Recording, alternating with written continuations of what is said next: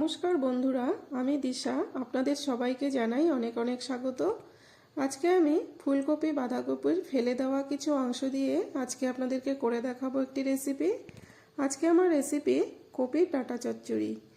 এই কপির ডাঁটা কিন্তু অনেকেই ফেলে দেয়, তো সেই জন্য আজকে আমি ভাবছি আপনাদের সামনে এই কপির ডাঁটা চচ্চড়ি রেসিপিটি শেয়ার করি।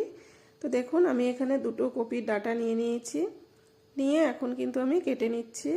কপির ডাঁটাগুলোকে একদম সরু সরু করে এরকম পাতলা পাতলা করে কেটে নিতে হবে, লম্বা লম্বা করে। তো সবগুলো আমি এইভাবেই কেটে নেব। কপির ডাঁটাগুলো কাটতে একটু সময় লাগে ঠিকই, কিন্তু খেতে ভীষণই ভালো হয়। আর দেখুন, কপির যে বোটার দিকের যে শক্ত অংশটা আছে এটাকেও আমি ছাড়িয়ে নিয়েছি। নিয়ে এখন একইভাবে কেটে নেব।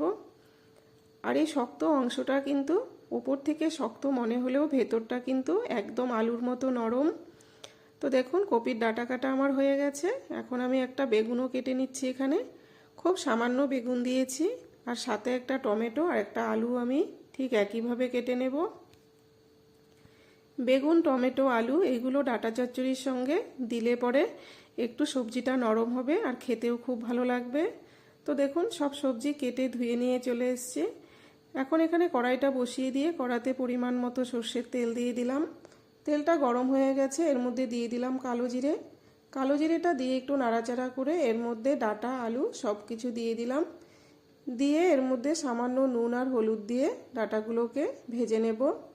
আলু, ডাঁটা সবগুলো ভালো করে এদিকে ভাজা হতে হতে আমি একটা এখানে মশলাও তৈরি করে নেব।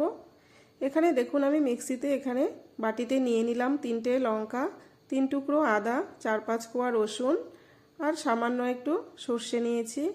নিয়ে জল দিয়ে আমি একটা পেস্ট তৈরি করে নেব। তো এদিকে মশলাটা রেডি করতে করতে কিন্তু আমার সবজিটা ভাজা হয়ে গেছে। এখন এর মধ্যে কেটে রাখা বেগুন আর টমেটোটাও দিয়ে দিলাম।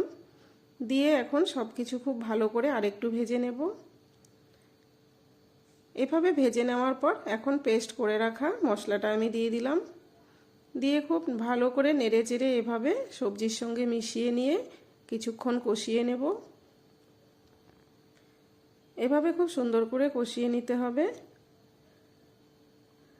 কপির ডাঁটা কিন্তু খেতে খুবই ভালো লাগে। আপনারা কিন্তু একবার এভাবে বাড়িতে অবশ্যই বানিয়ে খেয়ে দেখবেন, আশা করি আপনাদেরও খুব ভালো লাগবে। তো দেখুন, আমার মশলাটা কিন্তু সবজির সঙ্গে কষানো হয়ে গেছে। এখন আমি পরিমাণ মতো জল দিয়ে দিলাম। এমনভাবে জলটা দিতে হবে যাতে করে ডাঁটা, আলু সব কিছু খুব ভালো করে সেদ্ধ হয়ে যায়।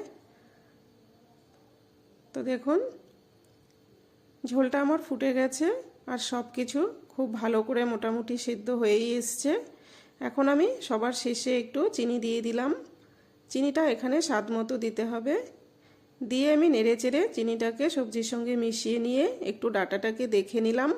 ডাঁটাগুলো একটু সেদ্ধ হয়ে গেছে ভালো করে, আমি খুন্তি দিয়ে চেপে একটু দেখে নিয়েছি। তো দেখুন, খুব সুন্দর করে কিন্তু আমার কপির ডাঁটা চচ্চড়ি একদম রেডি হয়ে গেছে। আমি নামিয়ে নিলাম। তো বন্ধুরা, আপনাদের কাছে কেমন লাগলো এই রেসিপিটি? যদি ভালো লেগে থাকে লাইক, কমেন্ট, শেয়ার করবেন, পেজটিকে ফলো করবেন। আর ইউটিউব থেকে যারা দেখছেন আমার চ্যানেলটিকে সাবস্ক্রাইব করে সাথে থাকবেন।